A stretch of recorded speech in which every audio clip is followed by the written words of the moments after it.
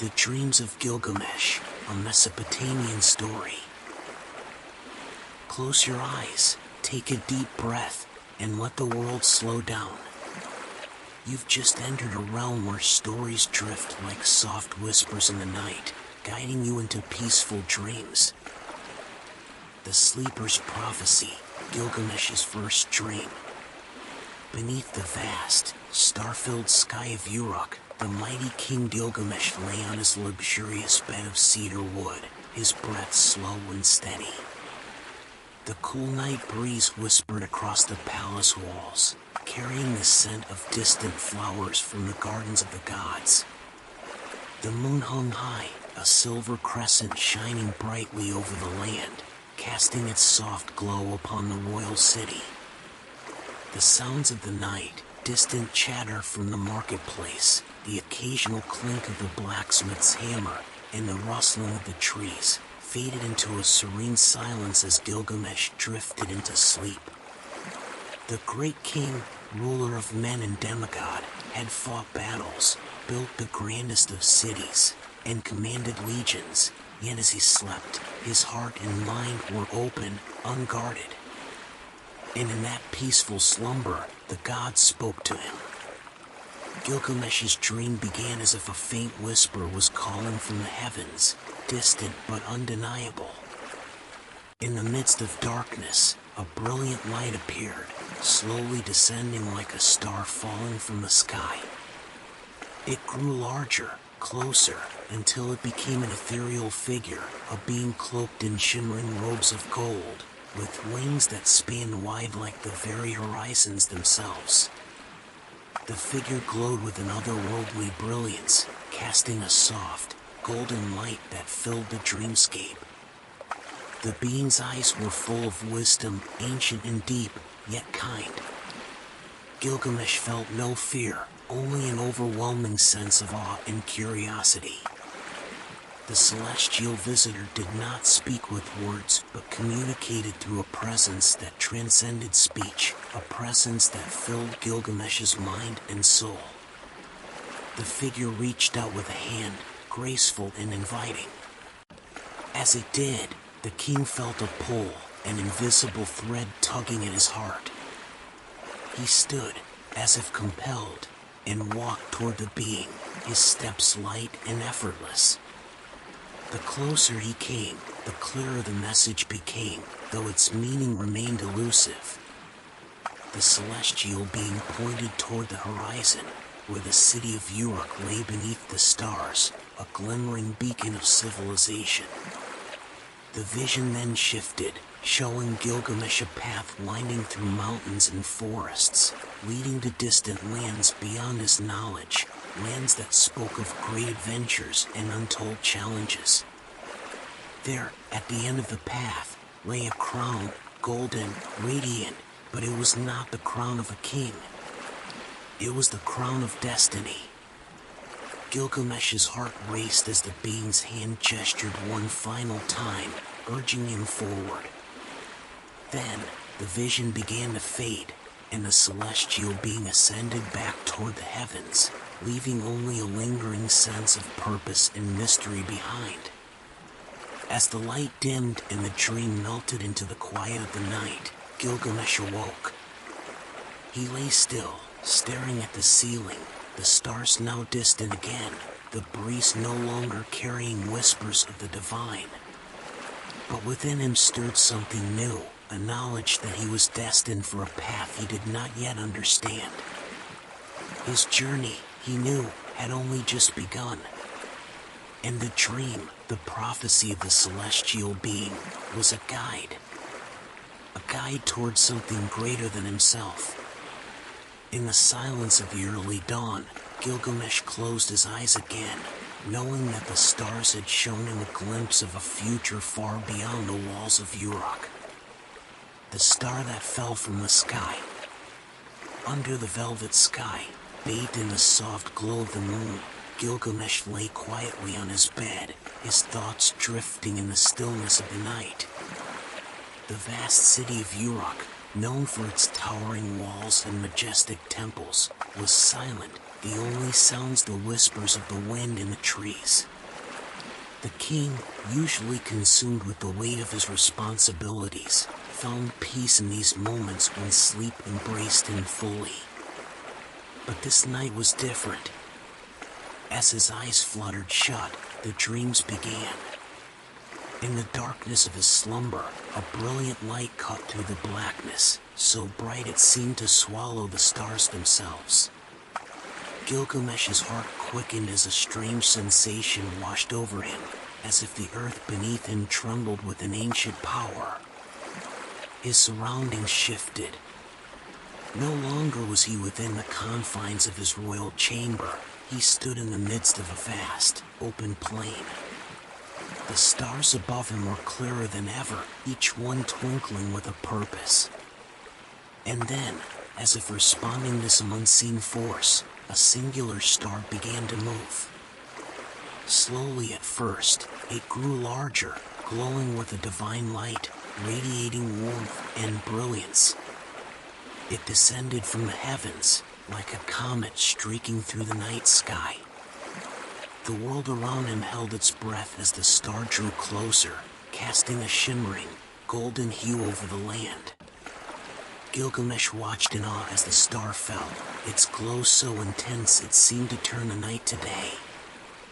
It streaked across the heavens, trailing a wake of light that illuminated the plains below.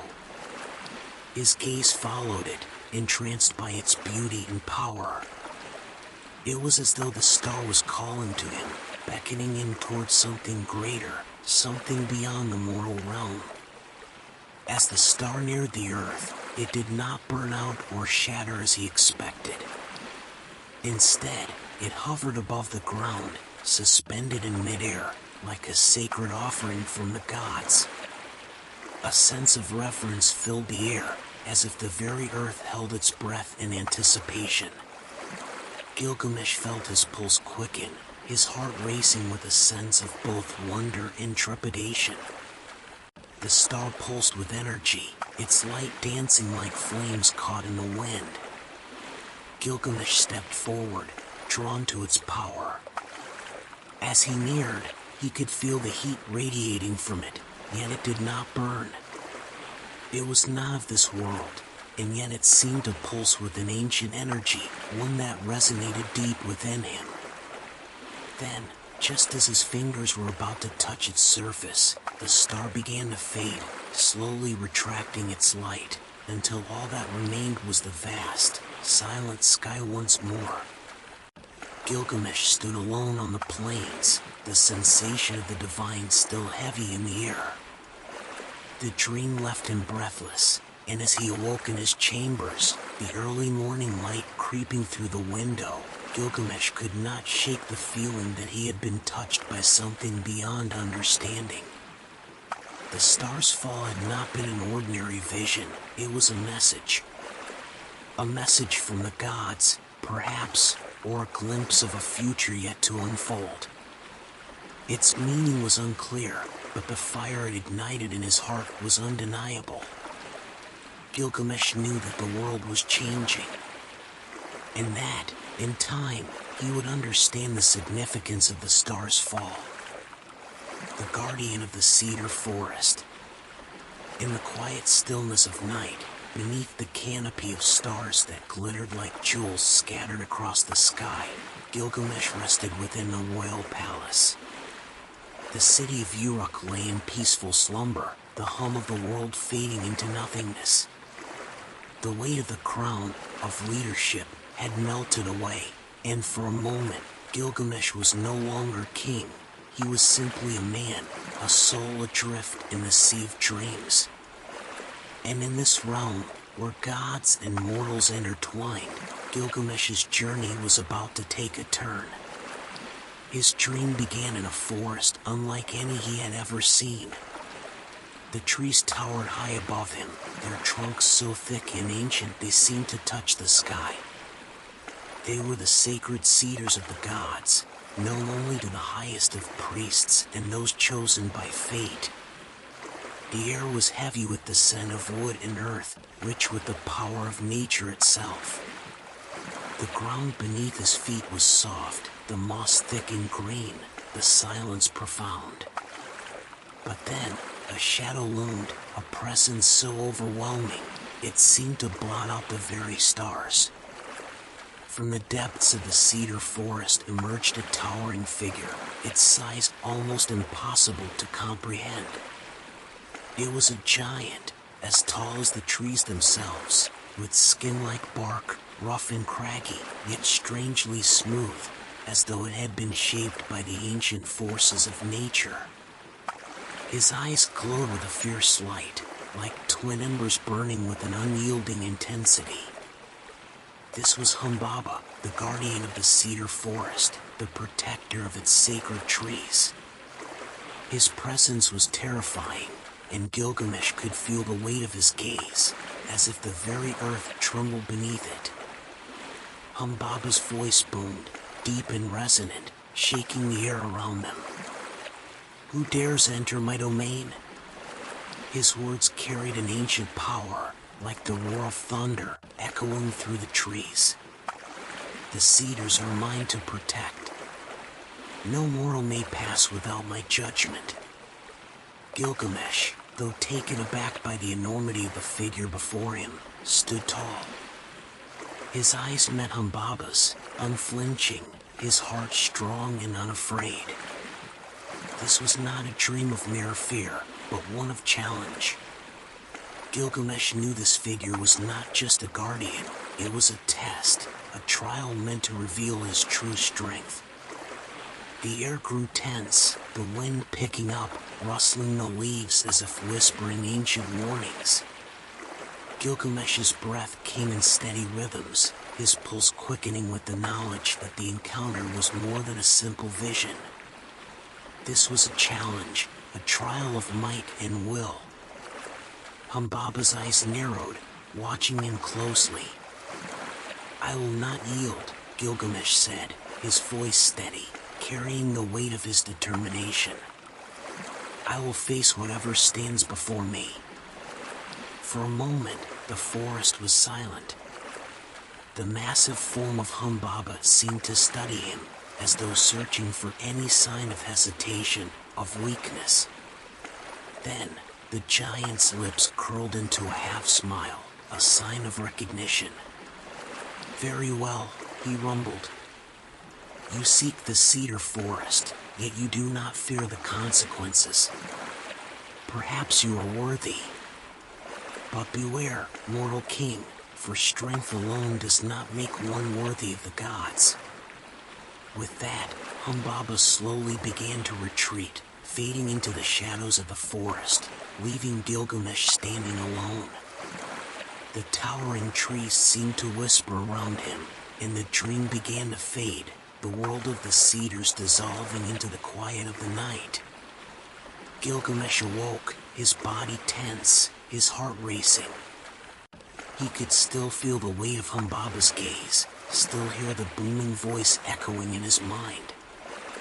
It was clear now, this was a warning and a challenge. The guardian of the cedars had shown him that strength alone would not be enough to conquer the forest. He would need more than just power. He would need wisdom, courage, and an understanding of the divine forces that govern the world. As the first light of dawn touched the horizon, Gilgamesh knew his path was set. The cedar forest awaited, and with it, the test of a king. The arrival of Enkidu, a dream of friendship. The night was thick with the fragrance of jasmine and cedar, the moonlight spilling gently over the palace of Uruk. Gilgamesh, the mighty king, lay upon his bed, his mind weary from the burdens of leadership. The city, his kingdom, hummed with life, but within the walls of the palace, a stillness had settled, deep and comforting. As he closed his eyes, the quiet darkness enveloped him, drawing him into the realm of dreams. His slumber took him far from the familiar comforts of Uruk to the edge of civilization, where the wilderness stretched endlessly, untouched by the hands of man. In the dream, he found himself standing at the threshold of this wild world, a place of untamed beauty and power. The air was thick with the scent of the forest, the earth rich and unyielding beneath his feet. And then, from the dense foliage, he saw him, a figure emerging from the wilderness. At first, it was but a shadow, a movement too swift to be clearly seen, but as the figure stepped into the moonlight, Gilgamesh's breath caught in his throat. Before him stood a man unlike any he had ever seen. Wild, untamed, and raw, his body was covered in hair, his face strong and fierce, his eyes glowing with the fire of the earth itself. The man, this wild being, was Enkidu. He stood tall, his muscles rippling with strength, the earth itself seeming to pulse beneath his feet. His eyes met Gilgamesh's, and in that moment, an unspoken understanding passed between them. There was no fear, no hesitation, only an undeniable connection, a bond forged in the depths of nature itself. Enkidu was free, untethered by the constraints of civilization, but there was something about him that called to Gilgamesh, something that resonated deeply within his heart.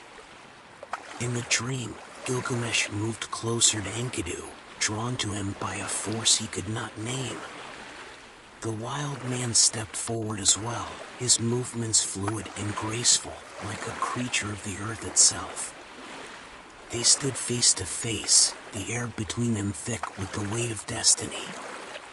For a moment, the world seemed to pause, and all that existed was this connection. A friendship, not yet realized, but already destined to change the course of their lives. Gilgamesh felt it then, the stirrings of something greater than himself. This man, this wild being, was not just a vision, he was a part of his future, a companion who would stand by him in the trials to come.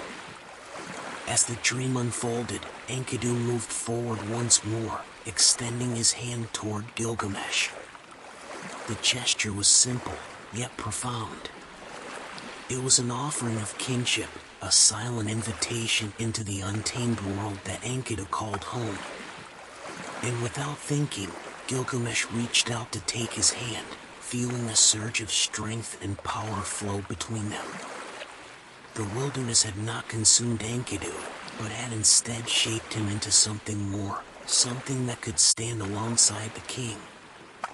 Then, as quickly as he had appeared, Enkidu stepped back into the shadows, vanishing as silently as he had come. Gilgamesh stood alone once more, the wilderness around him quiet and still, but the bond they shared lingered. It was a bond that would not be broken, a friendship forged in the very heart of the earth. Gilgamesh awoke with a start, the dream fading as the light of dawn broke over the horizon. The warmth of the morning sun touched his skin, but his heart still beat with the echo of the dream. He knew, in that moment, that his path was no longer his own. The wild man, Enkidu, was destined to cross his path, and together they would face trials greater than either could imagine. The seeds of friendship had been sown in the realm of dreams, and Gilgamesh could already feel the pull of fate drawing them closer. The dream of twin mountains. The moon hung high above the city of Uruk, casting long shadows across the stone walls of the palace.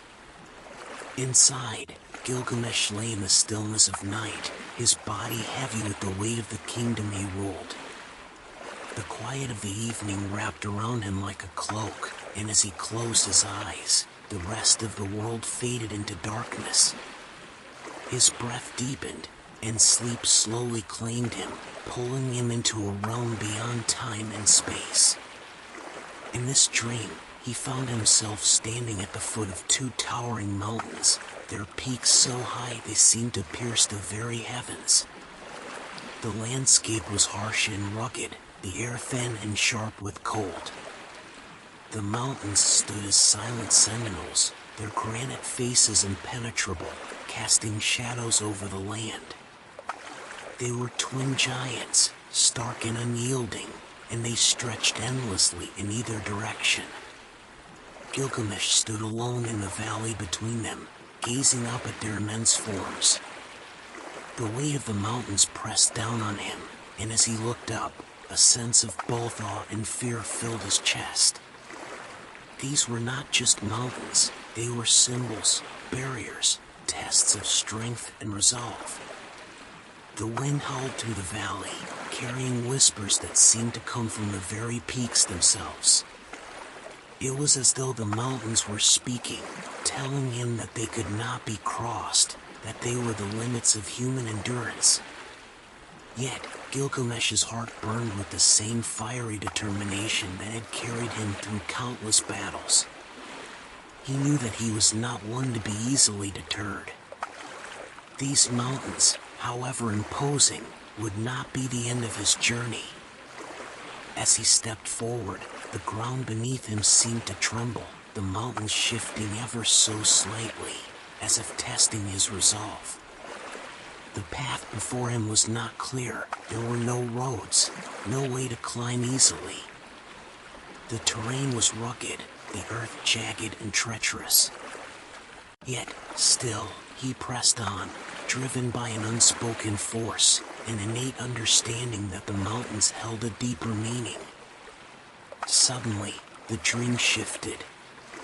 The mountains began to change, their forms morphing as though they were alive. The rough stone faces softened into the features of ancient gods, their eyes glowing with celestial light. Gilgamesh stood before them, no longer a man facing mere obstacles, but a king confronting the divine. The mountains were not barriers, they were guardians, keepers of a truth that lay beyond their peaks. The voice of the mountains, now like the rumble of distant thunder, echoed in the dream. You seek to conquer us, O King of Uruk. But to do so, you must first understand what we guard. Will you climb? Will you endure the trials that await? Gilgamesh's gaze hardened. He did not fear the mountains. He did not fear what lay beyond. With each step, he could feel the pulse of the earth beneath him, the heartbeat of the world itself. The journey would be long, the path difficult, but the mountains were not his enemies. They were the gatekeepers to something greater, something he had yet to understand. As he began to climb, the air grew thinner, the wind colder. His muscles burned, his breath coming in labored gasps, but still, he moved upward. The dream did not reveal what awaited him at the summit, but Gilgamesh knew it was not just victory that awaited, it was knowledge, a truth that only those who dared to face the mountains would find. But as he climbed higher, the dream began to fade, the image of the mountains growing distant. The air shifted, and Gilgamesh felt himself falling back into the depths of sleep, the path to the summit vanishing like mist. When he awoke, the early morning light filtered through the windows, the warmth of the sun brushing his face. The dream clung to him like a memory that refused to let go. The twin mountains had not been merely an obstacle, they were a message. The journey he was on, the path of kingship and destiny, would be no easy road. There would be barriers, forces far greater than himself, and trials that would test his very soul.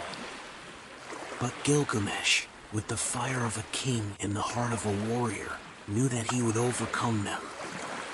The twin mountains had spoken of trials, of truth, and of the strength required to reach the heights of destiny.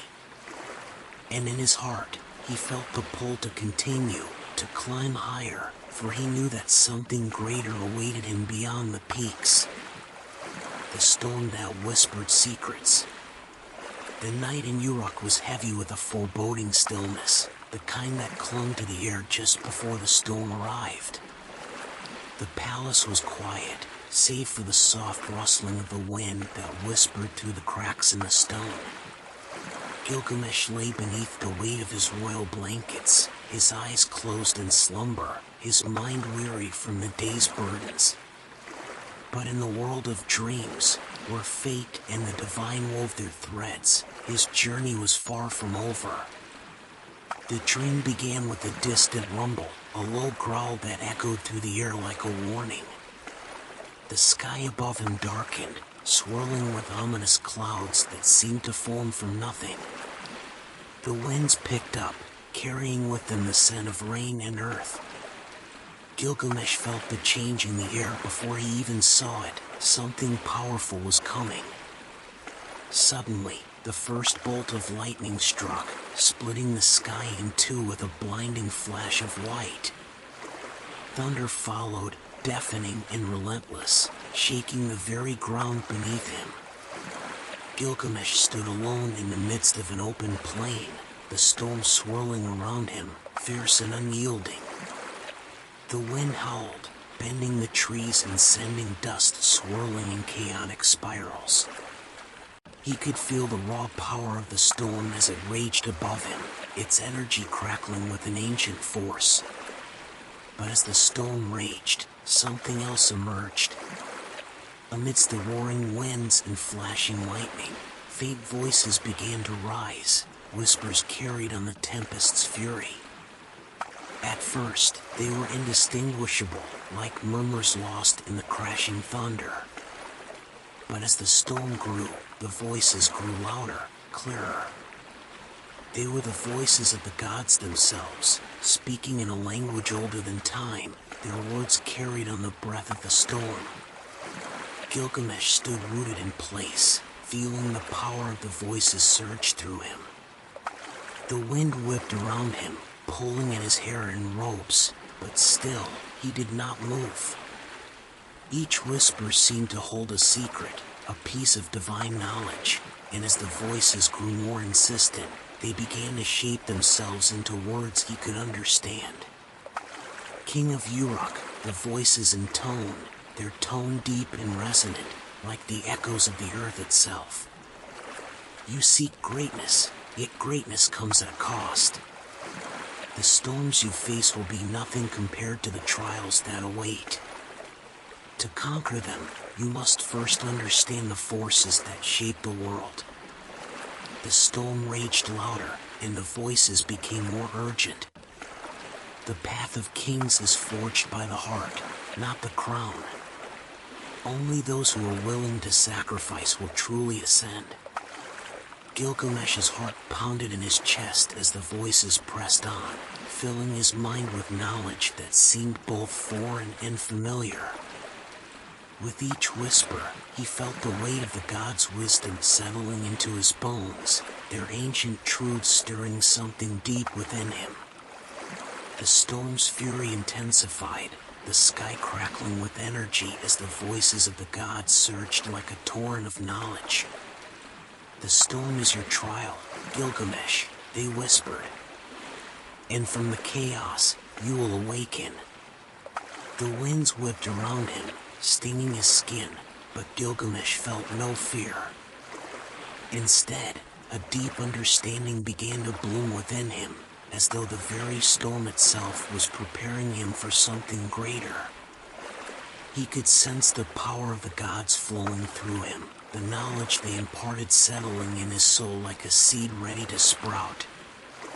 And then, as quickly as it had begun, the storm began to fade. The clouds parted, and the winds died down, leaving only the echoes of the gods' whispers hanging in the air. The sky cleared, revealing the soft glow of the moon, its light gentle and reassuring. Gilgamesh stood alone in the quiet aftermath, his heart racing but his mind clear.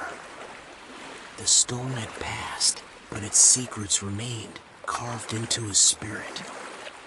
He could feel the power of the gods within him, the knowledge of what was to come, and the understanding that his path would not be an easy one. The storm had not just brought fear, it had brought revelation. As he awoke, The early morning light touched his face, the quiet of the palace surrounding him once more. The storm had passed, but the knowledge it had gifted him remained, waiting to guide him through the trials that lay ahead. Gilgamesh understood now. The storm had whispered its secrets, and he had listened. The lion and the shepherd. The night in Uruk was calm, the moon casting a soft silver light over the city's ancient walls.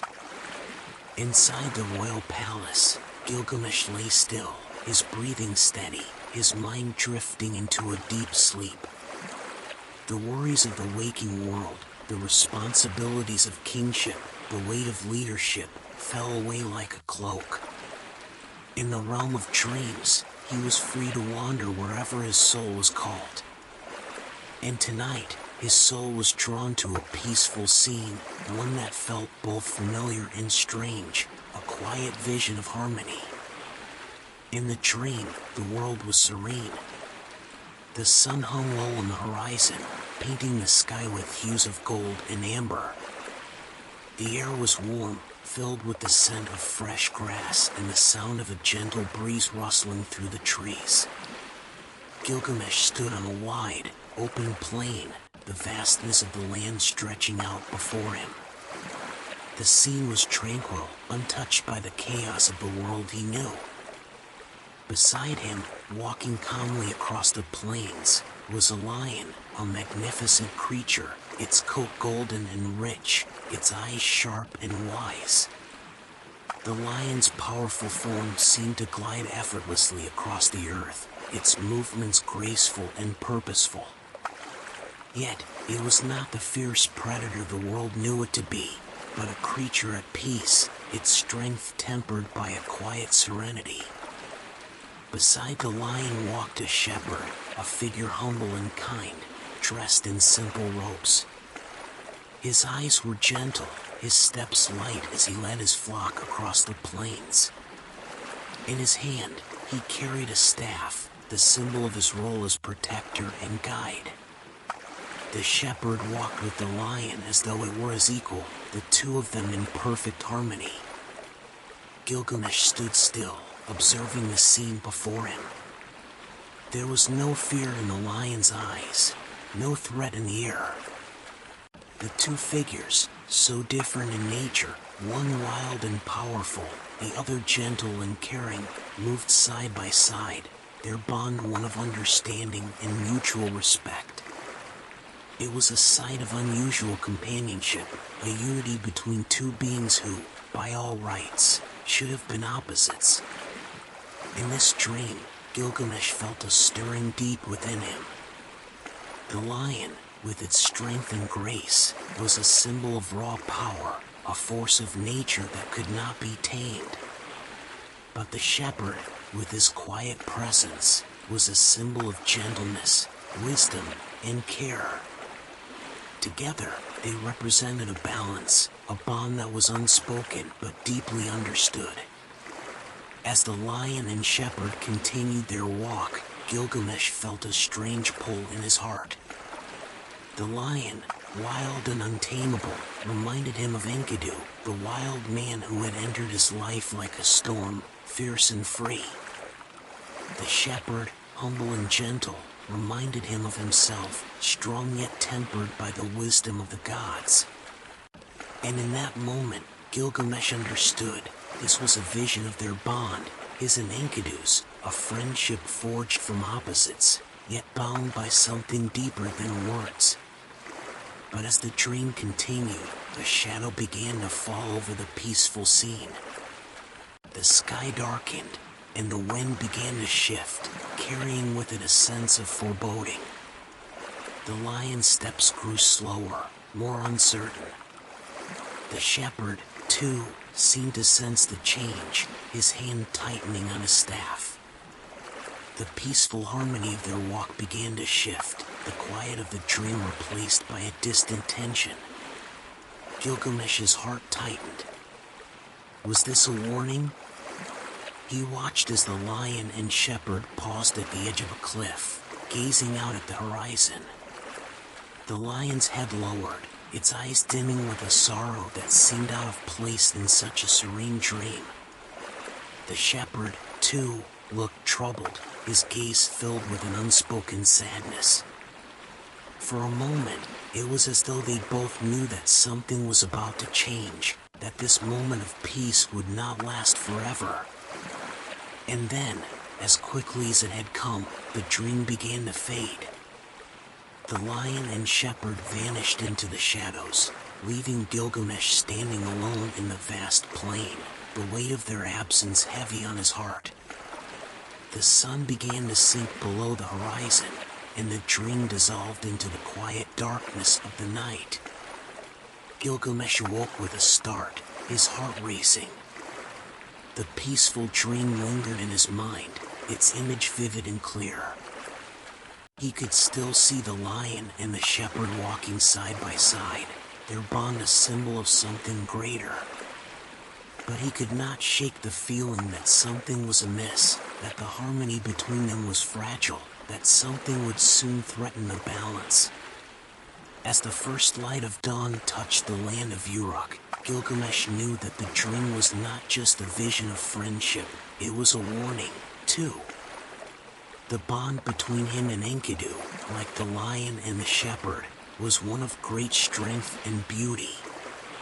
But it was also one that could be tested, one that could be lost. And Gilgamesh, with the weight of destiny upon his shoulders, knew that the greatest trials of his life were yet to come. The dream of the hidden river. The city of Uruk slept beneath a velvet sky, the stars scattered like diamonds over the ancient walls. Inside the palace, Gilgamesh lay still, his mind weary from the weight of his rule, the constant demands of leadership pressing upon his shoulders. But in the silence of the night, the world of dreams awaited him, an unknown realm where fate and mystery intertwined. Tonight, Gilgamesh's slumber led him into a vision that would stir him deeply, one that would pull him far from the world he knew.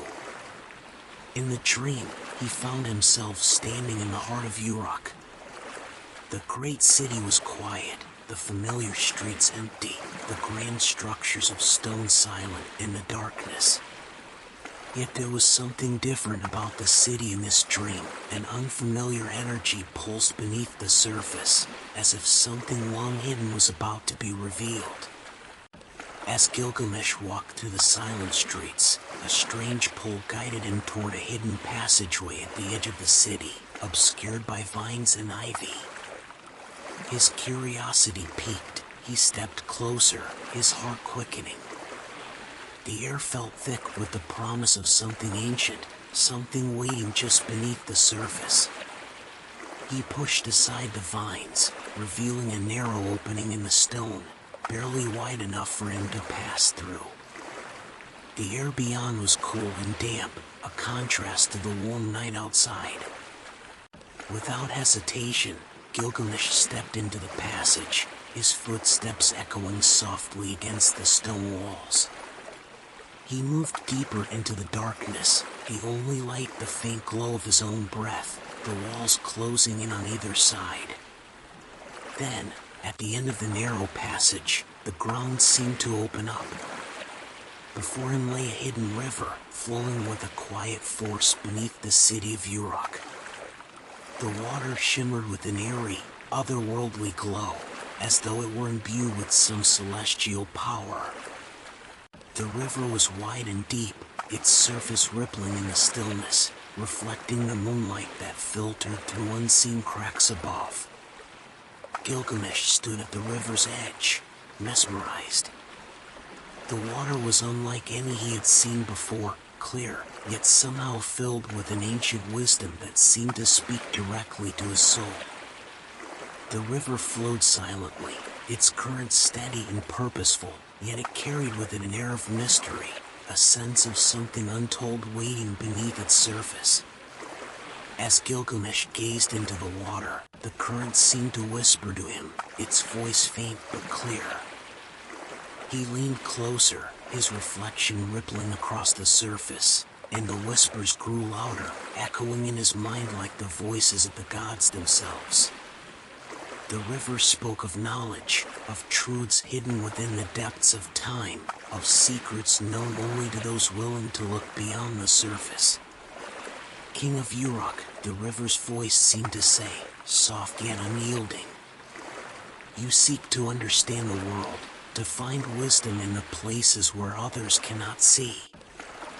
This river, hidden from the eyes of men, holds the answers you seek. But to drink from its waters is to open the door to the unknown. What you find may change you forever. Gilgamesh felt the weight of the river's words settle over him, a mixture of awe and uncertainty.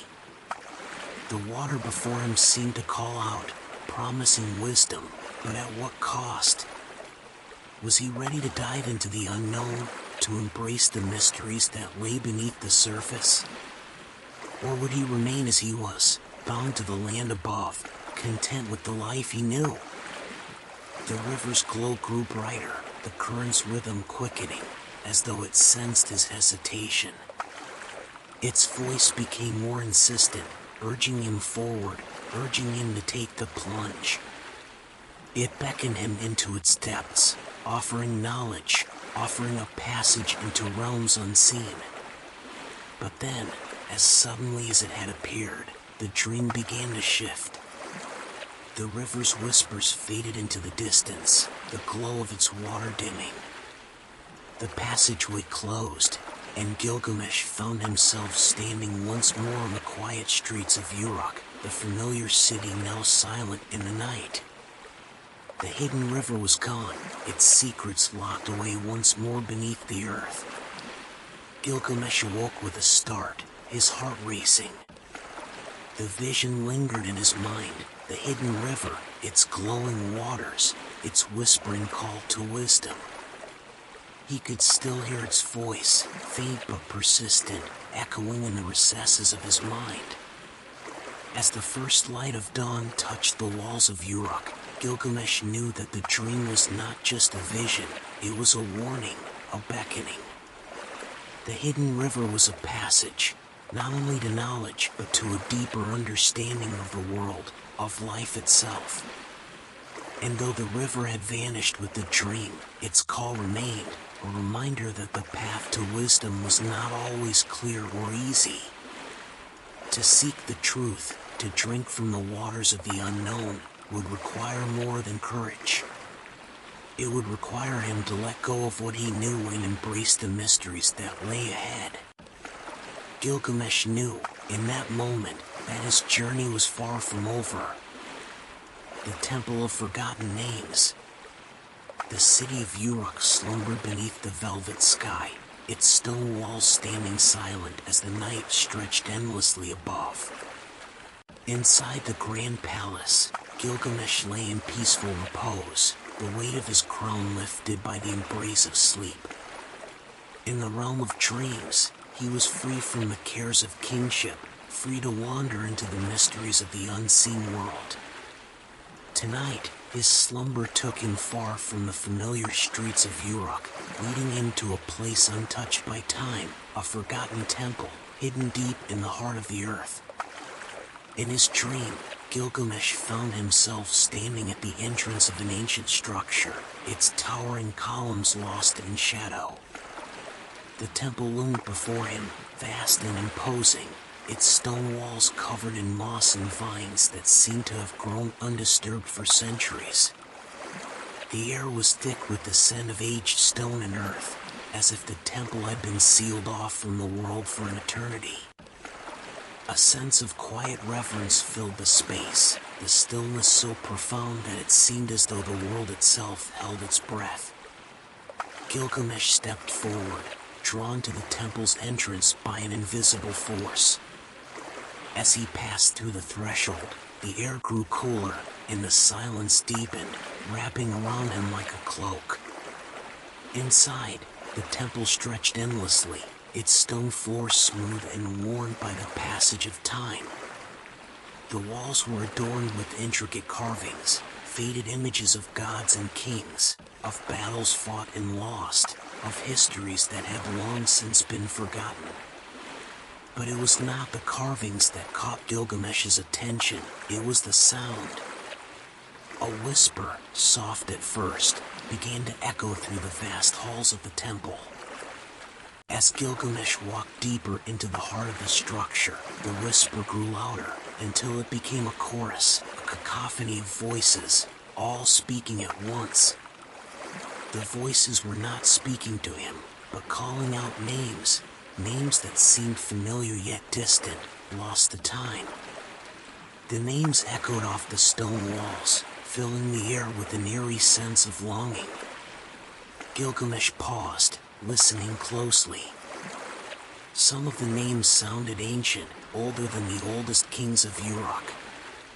Others were faint, like memories that had been half remembered and half forgotten. The voices continued to rise and fall, their words indistinct but persistent, as though the temple itself held the key to some forgotten history. Curious, Gilgamesh stepped further into the temple, following the trail of voices. The deeper he walked, the more the names seemed to gather around him, swirling in the air like a storm of lost memories. Each name felt like a thread, weaving a tapestry of forgotten lives, kings, warriors, and lovers who had once walked the earth but whose names had been erased by time. As he continued, he noticed the walls of the temple were covered in faded inscriptions, each one bearing a single name, carved into the stone with careful precision. Some names were more worn than others, as if time itself had tried to erase them, but the letters remained stubbornly etched into the stone. Gilgamesh's heart quickened as he realized that these names were not just lost, they were forgotten, abandoned by the world outside the temple's walls. They were the echoes of lives that had once been important, their stories now lost to the relentless march of time. But why had the temple been built to house them? What secrets did these forgotten names hold? As he reached the center of the temple, Gilgamesh found himself standing before a massive stone altar. The altar was surrounded by flickering torches, their flames casting long shadows across the walls. On the altar, a large stone tablet lay inscribed with a single name, his own. Gilgamesh's breath caught in his throat. The name was carved with the same careful precision as all the others, but it was not just a name, it was a testament, a record of his existence. The whispers in the temple seemed to grow louder, more urgent, as if the voices were calling out to him, urging him to understand. The names in the temple, Gilgamesh realized, were not just forgotten, they were part of a greater whole, a collection of histories and lives, each one a piece of a puzzle that could never be completed. The temple was a tomb for memories, a place where time could not touch the names of those who had come before. It was both a monument to the past and a reminder of the impermanence of all things. With a deep sense of reverence, Gilgamesh reached out and touched the stone tablet, the cold surface sending a shiver through him. In that moment, he understood the weight of the temple's purpose. It was not just a resting place for the forgotten, it was a symbol of the eternal cycle of life and death, a reminder that all names, no matter how great, would one day fade into the silence of time.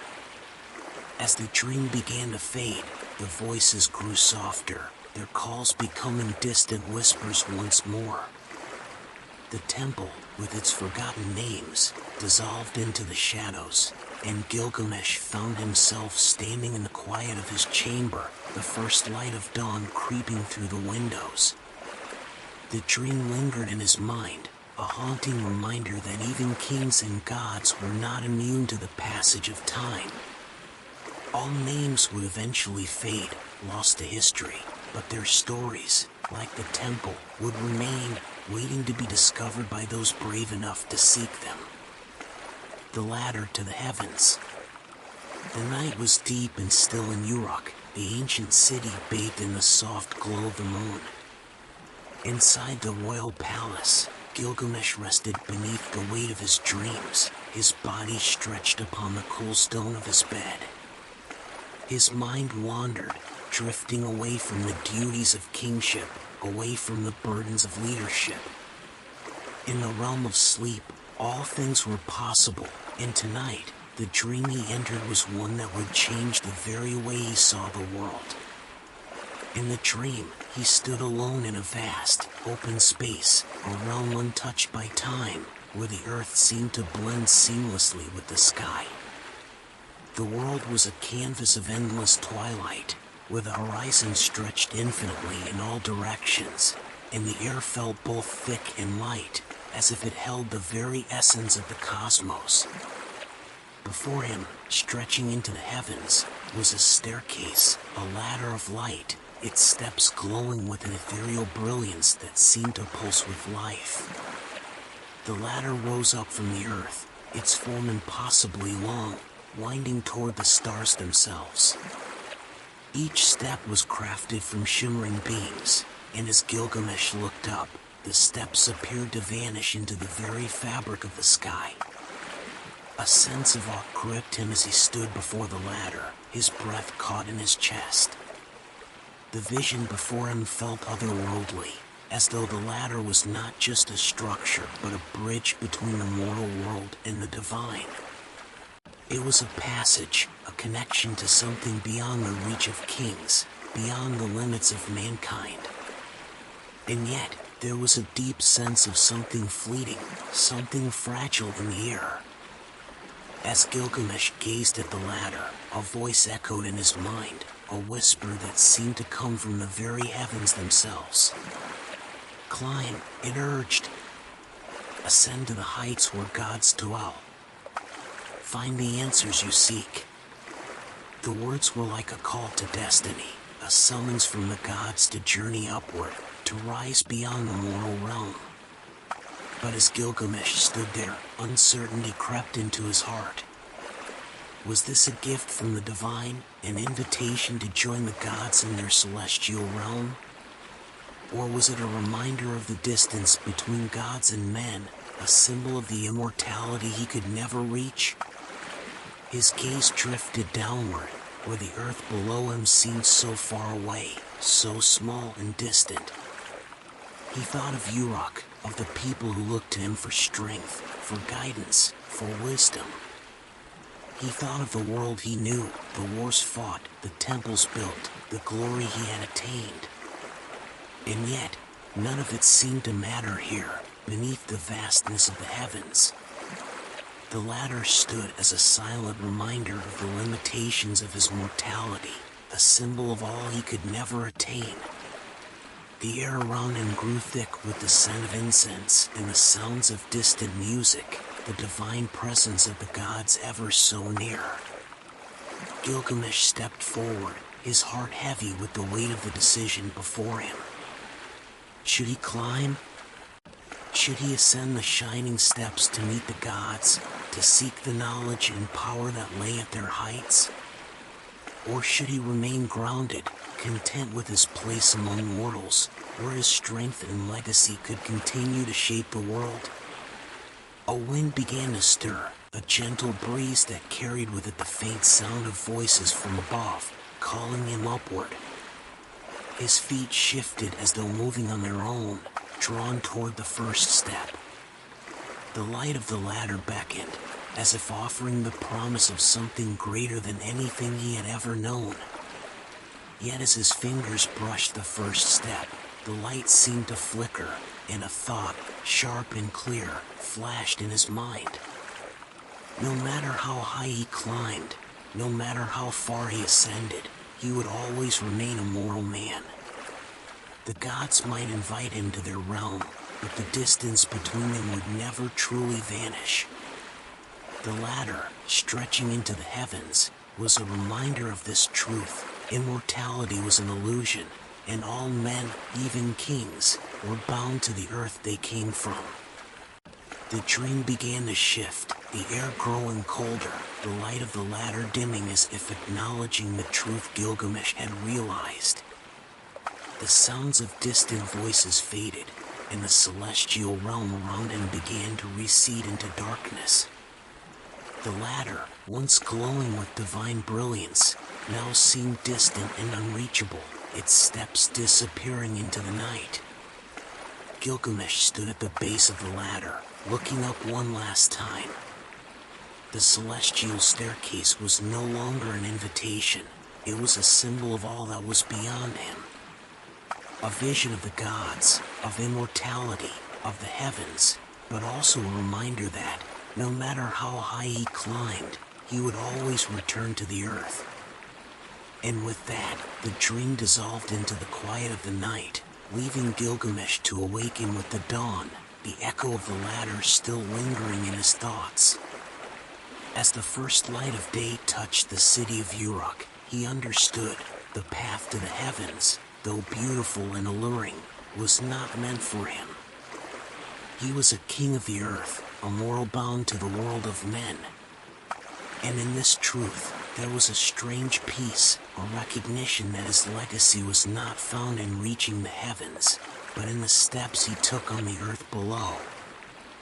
The dream of the enchanted garden.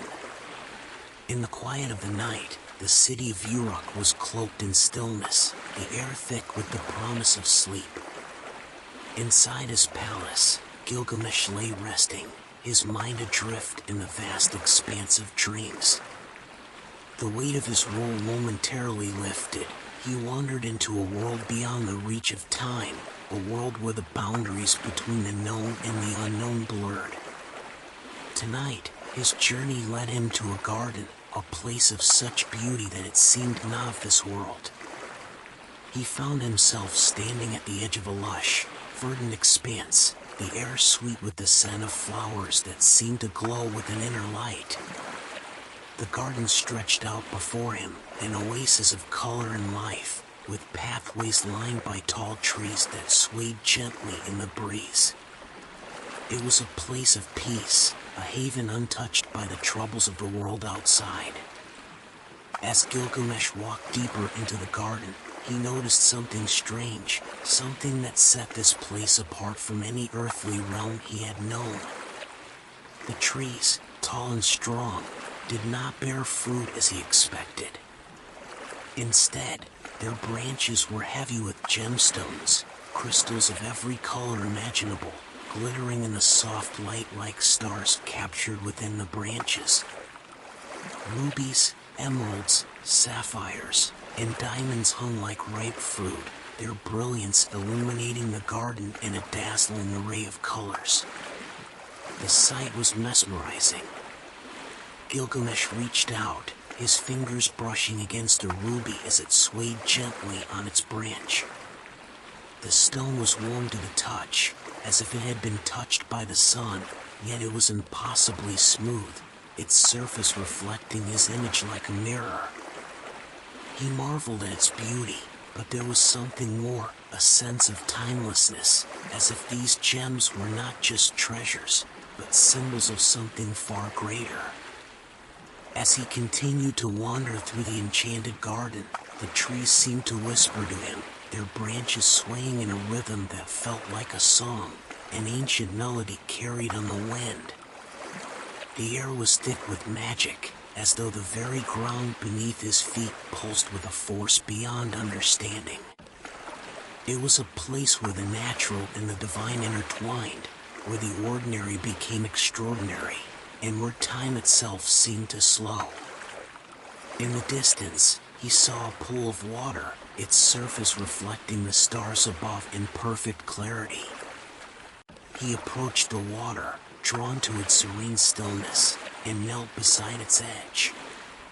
The reflection in the water was unlike anything he had ever seen. His image appeared clear and vivid, but it was not the Gilgamesh he knew. This reflection was different, younger, more radiant, as if the very essence of life had been renewed within him. The vision stirred something deep within him. Was this the glimpse of immortality he had sought?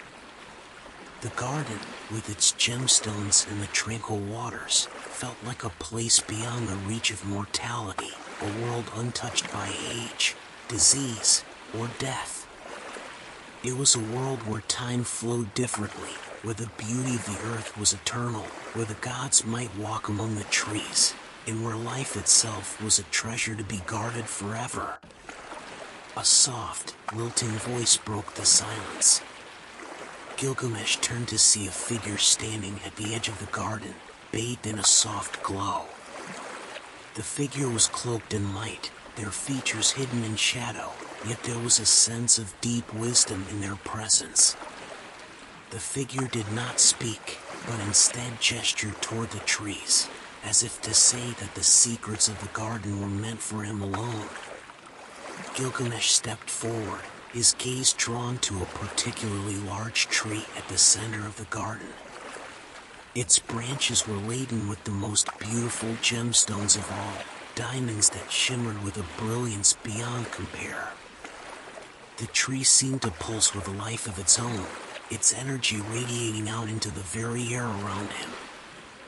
As Gilgamesh approached the tree, the voice spoke once more, though this time it was not in words. The message was clear. The garden was a gift, a vision of what could be, but it was not meant to be possessed.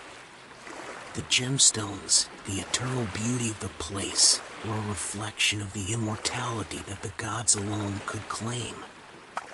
He was not meant to claim them for himself. The realization settled over him like a weight, and the dream began to shift. The light of the garden dimmed, the gemstones fading from view, the trees retreating into the shadows. The air grew heavier, and the ground beneath him seemed to shift. Slowly, the garden dissolved into the mist, and Gilgamesh found himself standing once more at the threshold of the world he knew, the world of Uruk, with its towering walls and weary people. Gilgamesh awoke with a start, his heart still racing from the dream. The enchanted garden, with its shimmering gemstones and eternal beauty, lingered in his mind, its magic still fresh upon his senses.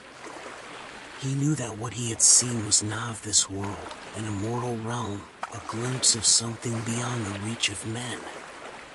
And yet, in his heart, he understood that immortality was not meant for him, that the beauty he had glimpsed was a gift, not a possession. The dream, like all dreams, had passed with the dawn, leaving behind only a memory of the enchanted garden, a reminder that some treasures were meant to be admired, not claimed, and that the pursuit of immortality was a journey that could never be completed by a mortal man. The silent boatman in the river of time. The night sky above Uruk was a blanket of stars, the air cool and still. Inside the palace, Gilgamesh slept, his body weary from the weight of kingship. Yet, his soul longed for something beyond the mortal realm. As his eyes closed and his breath deepened, he drifted into a dream that would take him to the edge of the world, into a place where time itself flowed like water. In the dream, Gilgamesh found himself standing at the edge of a great river. The water stretched endlessly before him, its surface dark and mysterious, reflecting the stars above like a mirror. The river was wide and silent, its currents slow but powerful, as though carrying the secrets of the ages within its depths. On the far side of the river, the world seemed to fade into shadow, a place where nothing was familiar. Gilgamesh stood at the riverbank, unsure of what to do. The air around him was thick with the scent of earth and water, and the silence was oppressive, as though the river itself held its breath. Then, from the mist that rose from the water, a figure appeared, silent, cloaked in shadow. The figure moved with a quiet grace, stepping into a small boat that seemed to materialize from the very fog. It was a simple craft, crafted from dark wood, its shape sleek and unadorned, as though it had been waiting for Gilgamesh's arrival. The boatman sat motionless, his face hidden in the folds of his cloak, his hands steady on the oars. He did not speak, but his presence was undeniable.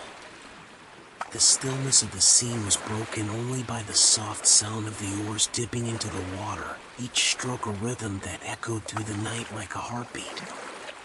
Gilgamesh felt a pull, an undeniable force that drew him toward the boat. The boatman's gaze, though unseen, seemed to beckon him, as if inviting him to board.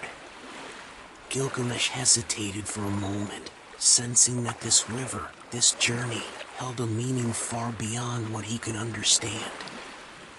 Was this a vision of the afterlife? Or perhaps a passage to the eternal life he had so long sought? Without a word, Gilgamesh stepped into the boat. The moment his foot touched the wooden floor, the boat began to drift silently across the river. The boatman's hands never wavered, the oars moving with a practiced, almost mechanical precision. The boat glided through the water, the current seemingly unaffected by the gentle strokes, as though the boat and the river were bound by a force greater than any mortal hand could control. As they moved across the river, Gilgamesh looked out over the water. The surface of the river shimmered, but beneath it, he could see shapes and shadows moving in the depths, figures lost to time, whispers of forgotten stories and dreams. The river seemed to carry everything that had ever been, from the oldest of kings to the humblest of peasants, from the living to the dead. It was a river that knew no boundaries, a river that carried the essence of existence itself. The boatman remained silent, his face still hidden beneath the cloak, his eyes never meeting Gilgamesh's. Yet Gilgamesh felt an overwhelming sense of calm, as if the boatman knew everything, every question, every doubt, every desire that had ever stirred within him. And still, the boatman said nothing, leaving Gilgamesh to contemplate the journey that lay before him. As the boat neared the center of the river, the mist began to thicken, swirling around them like a veil. The stars above dimmed, and the world seemed to narrow, the horizon lost in the swirling fog. In the distance, Gilgamesh thought he saw a figure standing on the far shore, a silhouette, bathed in light. The figure was distant, but it called to him, an image of something beyond, something that he could not quite reach. The boat drifted onward, the silence deepening as the figure grew smaller. The river's current seemed to quicken, the ripples becoming waves that tugged at the boat, pulling them forward into the unknown. The boatman's steady hand never faltered, his movements calm and deliberate, as if he knew exactly where they were going, even if Gilgamesh could not see the destination. As the boat neared the other side, the mist began to part, revealing the faint outline of land. But the land was not what Gilgamesh had expected. It was not a place of life, but a realm of shadows, where time seemed to stand still, where the past and future met in a single, unbroken moment. The boatman's eyes, still hidden, seemed to acknowledge the end of the journey, and for the first time, Gilgamesh felt a twinge of fear. Was this the end? Had he crossed the river of time, stepping into the realm of the immortals? Or was it a journey to something more uncertain, a place where even kings must face their mortality? The boat touched the shore, and Gilgamesh awoke with a start. The vision of the river, the boatman, and the silent journey faded into the morning light, leaving only the quiet of his chamber. But the sense of awe and uncertainty remained, as if the dream had whispered a truth that would haunt him forever. The dream, like all dreams, held no answers. But it had shown him something, a glimpse of the river that carried all things, the river that transcended life and death, the river that flowed through time itself. The journey across it was a passage, not just of space, but of understanding. And perhaps, in time, Gilgamesh would find the answers he sought, whether it was eternal life or something even greater, something beyond the reach of the gods.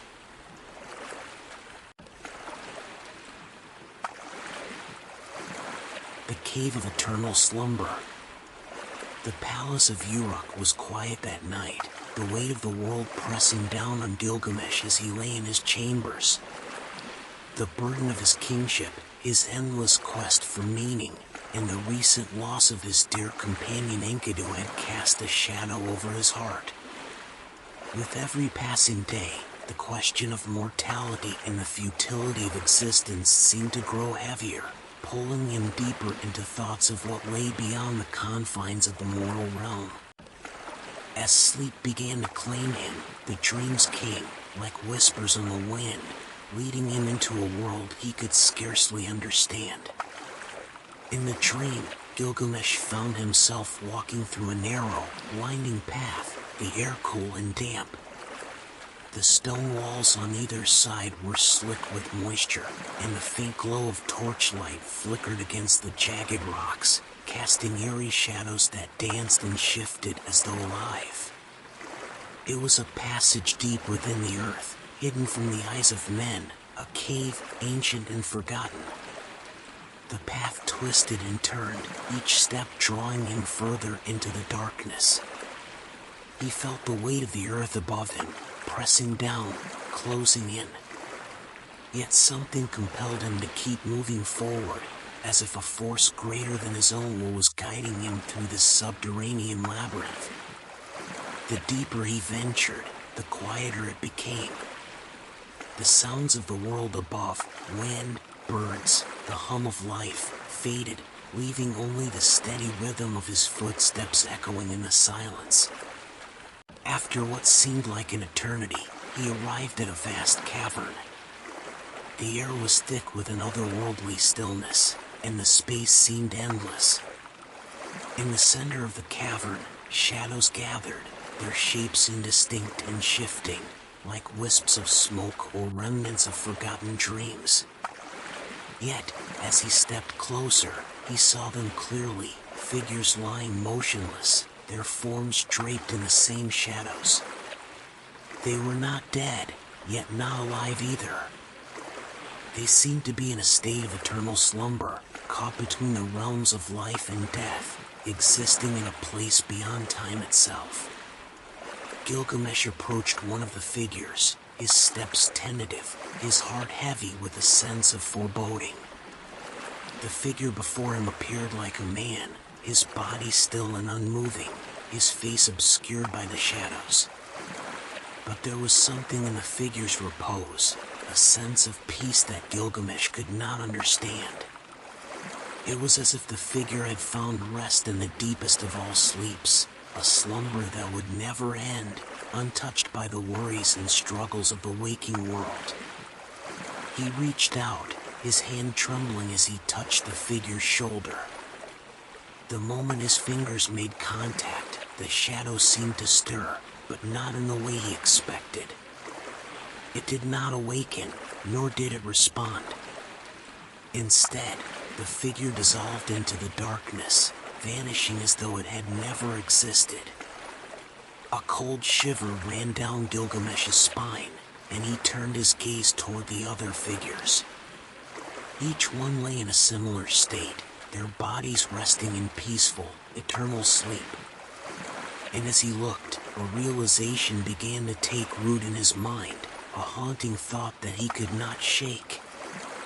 The fate of these figures, these lost souls, was his own fate, waiting for him at the end of his journey. A voice echoed in the cavern, soft and distant, like a whisper carried on the wind. "This is your destiny, Gilgamesh," the voice said, and though it was not a voice he recognized, it resonated deep within his soul. The cave of eternal slumber awaits all who seek to transcend their mortal lives. Gilgamesh's heart raced. He had sought immortality, a way to escape the fate that awaited all men, but the dream before him showed him another truth. There was no escaping death, not through glory, not through power, and not through the gods. All paths led to this cave, to this eternal slumber, where time ceased to exist, where even the gods themselves would one day rest. He stepped back, the weight of the cavern pressing down on him like an unrelenting force. The shadows seemed to grow longer, the figures more numerous, and for a moment, Gilgamesh felt himself slipping into the same state of slumber as the others. The dream, the cavern, the shadows, they all seemed to call to him, inviting him to surrender to the eternal sleep. But before he could lose himself completely, a flash of light cut through the darkness. The cavern trembled, and the shadows recoiled, retreating into the depths. Gilgamesh blinked, his vision clearing, and the cavern began to dissolve, the dream unraveling before his eyes. Gilgamesh awoke with a start, his body drenched in sweat, his heart pounding in his chest. The shadows of the cave still lingered in his mind, the figures in eternal sleep haunting the edges of his thoughts. He sat up in bed, the cool air of the palace filling his lungs, and stared into the darkness. Had it been a warning? A vision of what lay ahead? Or had it simply been a dream, another illusion conjured by his restless mind? As the first light of dawn broke through the palace windows, Gilgamesh could not shake the feeling that the cave, the eternal slumber, was more than just a dream. It was a fate that awaited him, as it awaited all men, no matter their strength or wisdom. And for the first time in his life, Gilgamesh understood that the pursuit of immortality could never escape the inevitability of death. The cave had shown him the truth, a truth he could neither deny nor outrun. The last dream, the truth of mortality. The night air in Uruk was still, the city resting in the quiet embrace of sleep. Gilgamesh sat by his window, staring out into the distance, his thoughts a storm of confusion and realization. His journey had taken him far, beyond the cedar forests, through the realms of gods and monsters, seeking the secret of eternal life. Yet, as his body grew tired and the weight of his quest bore down on him, a deeper truth began to seep into his heart. His search for immortality had led him nowhere but into the arms of mortality itself. That night, as he lay down to rest, the final whispers of his journey beckoned him. The world around him faded away, and a quiet stillness enveloped his senses. A vision began to form, soft at first, like a distant memory, and then it sharpened, becoming vivid and clear. The dream was not a dream of gods or beasts, but of something far simpler, more profound, a truth that had always been just beyond his grasp. In the dream, Gilgamesh found himself standing on a vast plain, bathed in the golden light of the setting sun. The horizon stretched endlessly before him, and the air was thick with the scent of earth and grass. He was no longer the king of Uruk, no longer the seeker of immortality. He was simply a man, small, fragile, but part of the great tapestry of life. Around him, the world seemed to breathe. The trees swayed gently in the wind, the birds sang softly in the distance, and the earth itself hummed with life. It was as though the entire world had paused, holding its breath, waiting for something to happen. Gilgamesh took a step forward, and as his foot touched the ground, the earth seemed to whisper to him, the voice soft but clear. Gilgamesh, son of the gods, ruler of Uruk, hear the truth that lies beyond the veil of immortality. Life is a flame that flickers brightly for a moment, only to be extinguished by the winds of time. What you seek, eternal life, is but a shadow, an illusion of the mind. Gilgamesh looked around, but no figure stood before him. The voice came from everywhere and nowhere, filling the air with its quiet certainty. And then, he heard it again. What you leave behind, Gilgamesh, is what matters most. The legacy of your actions, the love of your people, the stories whispered in the hearts of those who remember you, that is the immortality you seek. It is not found in endless life, but in the echoes you leave behind. The words hung in the air, resonating deep within Gilgamesh's chest. His journey had been one of endless striving, of seeking a place where time could not touch him. But now, in this quiet, peaceful moment, he understood. The truth was not to be found in the quest for endless life, but in the moments of connection, of meaning, of shared humanity. The landscape before him began to shift, and Gilgamesh saw figures, his people, his companions, those he had known and loved, standing on the edges of the plain. They were looking at him, their faces filled with love, respect, and understanding. And among them, he saw Enkidu, his dear friend, standing tall and strong as he had in life. There was no sadness in his eyes, no pain, only peace. Gilgamesh took another step forward, feeling a sense of warmth flood over him. It was not the warmth of the sun or the earth, but something deeper, an understanding that he was not alone, that he had never been alone. His life had mattered, not because of his power or his wealth, but because of the people he had touched, the bonds he had forged, and the love he had shared. You are remembered, Gilgamesh, the voice whispered again. And that is enough. That is the truth of mortality. As the dream began to fade, the figures of his loved ones, the plain, and the golden light slipped away like a distant memory, leaving Gilgamesh alone in the stillness of the night. He awoke in his bed, the quiet of the palace around him, but a sense of peace settled within him. The burden he had carried for so long, the weight of immortality, had lifted. Gilgamesh knew now that life was not measured by how long one lived, but by the depth of the moments shared, by the love given and received. Mortality, once feared, was now understood as part of the great cycle of existence, a cycle where every life, no matter how brief, left a lasting mark on the world.